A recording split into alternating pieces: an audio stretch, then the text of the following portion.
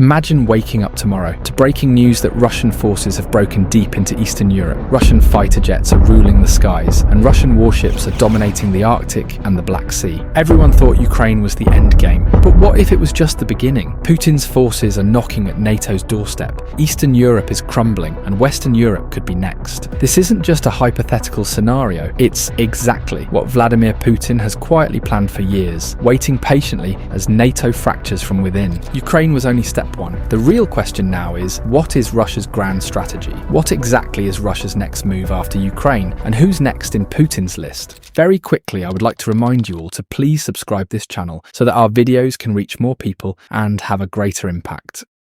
It's April 2025. The war in Ukraine has entered its fourth year, with no clear resolution in sight. Recent intelligence suggests that President Vladimir Putin aims to prolong the conflict until at least 2026, seeking to dismantle Ukraine's government and weaken Western influence in Eastern Europe. Russia has openly rejected every ceasefire offer from the US. And this is because Putin sees Ukraine as a protective barrier between Russia and NATO. To him, losing Ukraine permanently to NATO would mean a huge threat right at Russia's doorstep. That's why Putin is willing to fight a long and costly war, using Ukraine as a battleground to weaken NATO politically, militarily, and financially. And Ukraine is only the beginning. Putin's ambitions stretch far beyond this conflict, with much bigger plans unfolding beneath the surface. Russia's ultimate goal is to regain its Soviet-era power by taking control of Eastern Europe, securing energy routes, creating strategic buffer zones, and expanding military presence in the Arctic and Central Asia. But how exactly will Putin achieve this ambitious vision, and which country could be his next target? Let's dive into Putin's secret geopolitical playbook and uncover the hidden moves Russia might be planning right now. One immediate next target of Russia could be Moldova, a small country southwest of Ukraine. Moldova is strategically important as it borders Romania, a NATO country, providing Russia a direct gateway into Eastern Europe. It is vulnerable, politically divided, and largely undefended. Moldova also has a breakaway region called Transnistria, where Russian troops have already been stationed since the early 1990s. Putin could easily use these troops to quickly take over Moldova, cutting off key Western supply routes to Ukraine. Dominating Moldova would effectively encircle Ukraine from three sides, weaken NATO's position in the region, and seriously test how far the West is willing to go. Further to the north, Estonia, Latvia, and Lithuania, small NATO countries sharing direct borders with Russia, represent another crucial strategic target. Although these Baltic states officially joined NATO in 2004 for protection against Russia, their small size, close geographic position, and relatively weak militaries put them at serious risk. Estonia and Latvia are especially vulnerable because they have large ethnic Russian populations. Around 25% of Estonia and Latvia's population speak Russian and have close cultural ties with Russia. Putin could exploit these communities as an excuse for military action, claiming he needs to protect Russian speakers, just as he did in Ukraine. If Russia quickly moves into any of these countries, it would immediately test NATO's most important rule, known as Article 5, which promises that an attack on one NATO country is an attack on all members. However, NATO's response isn't guaranteed. Many NATO countries are disagreeing internally, especially with Donald Trump openly criticizing NATO and questioning America's role in defending Europe. If NATO fails to respond quickly and effectively, it would destroy the alliance's credibility overnight. Member countries would lose faith in NATO's ability to protect them, effectively ending NATO as we know it. For Putin, breaking NATO in this way would be a massive geopolitical victory.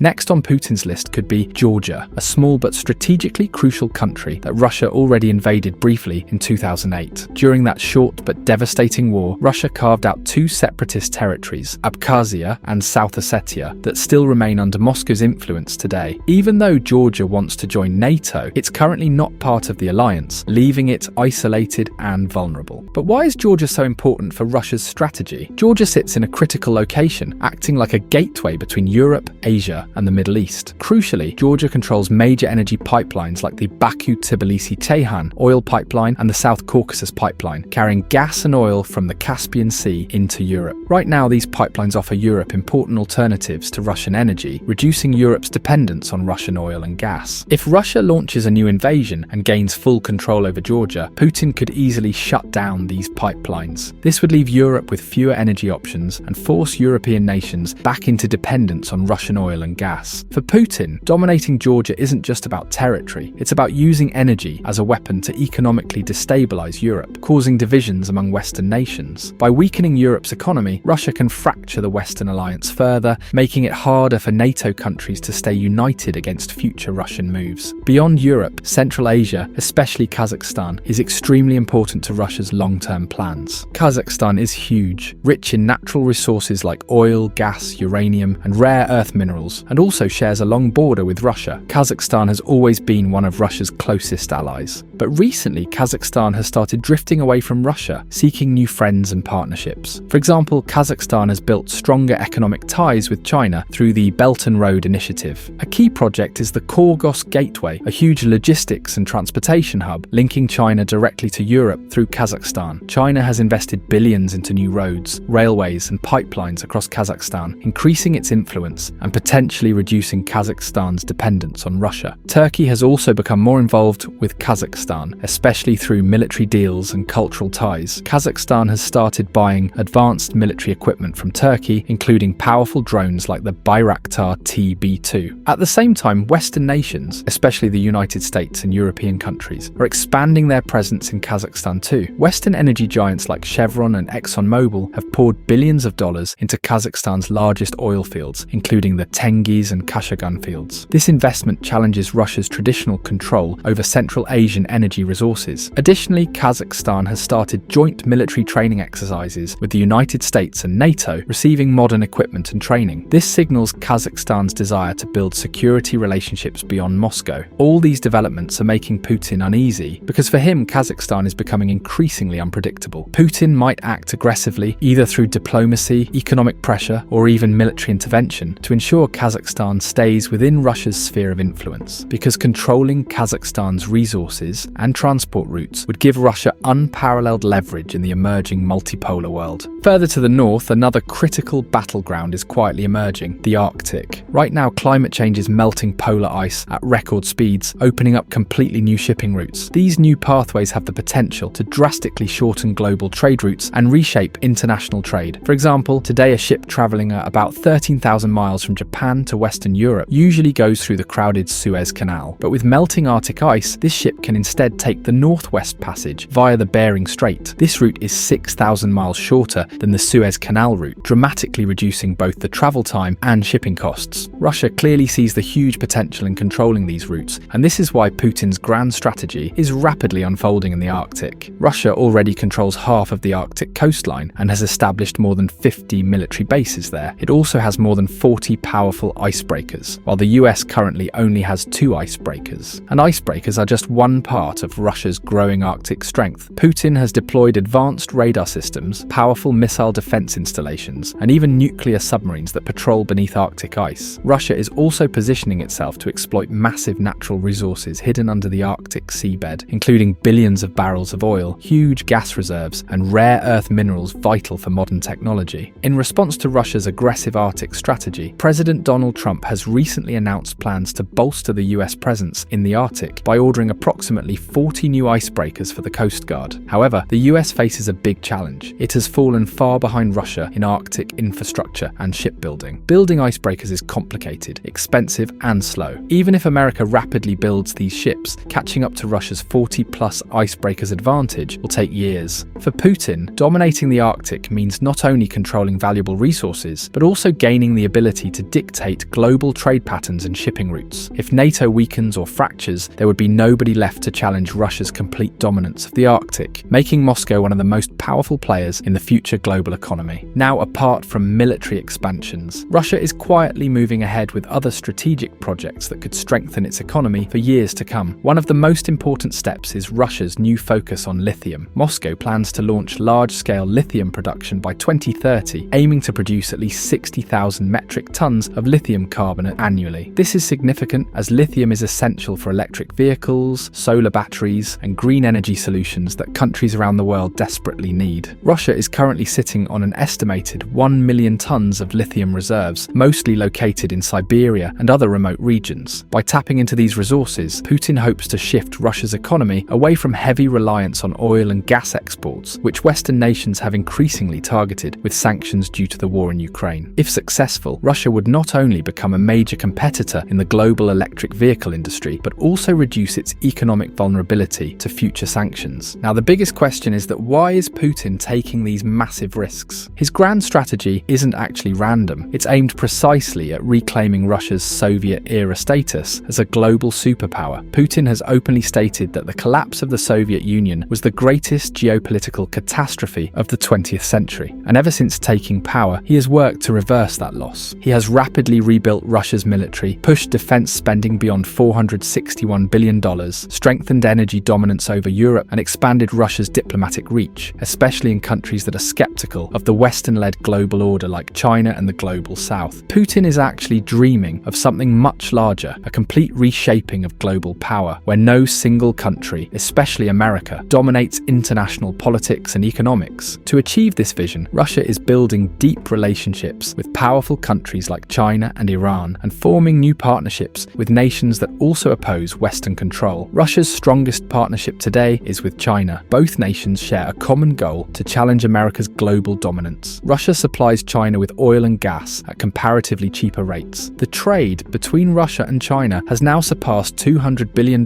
annually, making China the biggest trading partner of Russia. The most interesting fact is that both countries are increasingly trading in their own currencies, bypassing the US dollar to weaken America's global financial dominance. At the same time, Russia and Iran have also formed an increasingly powerful partnership, especially visible in conflicts like Syria and Ukraine. Iran provides Russia with drones and missiles, which are used in Ukraine, while Russia supplies Iran with advanced military technology and helps it bypass Western sanctions. This growing alliance directly challenges the interests of the US, NATO, and Israel. But Putin's strategy doesn't just stop with China and Iran. He's actively reaching out to other nations who are tired of US and European dominance. Countries like India, Brazil, Saudi Arabia, and South Africa, key members of the BRICS alliance, are now working more closely with Moscow. The BRICS bloc already represents nearly half the world's population and over 30% of global GDP, creating a powerful alternative to Western financial and political institutions. So the final and most important question that remains is, will Putin succeed in all of this? And can NATO prevent Putin from expanding Russia's influence even further? Right now, NATO is facing one of its biggest challenges in history. The alliance that once seemed strong and untouchable is now showing signs of internal divisions. Donald Trump's skepticism toward NATO has weakened America's commitment to defending Europe, leaving many NATO members uncertain about whether the US will truly stand by them in a future conflict. At the same time, Europe is struggling to keep up with Russia's rapidly increasing military capabilities. If NATO fails to stay united, Putin's grand strategy could become reality sooner than anyone expects. The world now stands at a historic turning point. The decisions made in the coming years will shape global security for decades. Will Europe remain united, or will it fracture under pressure? And ultimately, will Russia succeed in reshaping the world order? The answers to these questions will define the future of global power. If you're enjoying this video, make sure to hit the like button and subscribe to stay updated with more videos like this. See you in another video. Take care.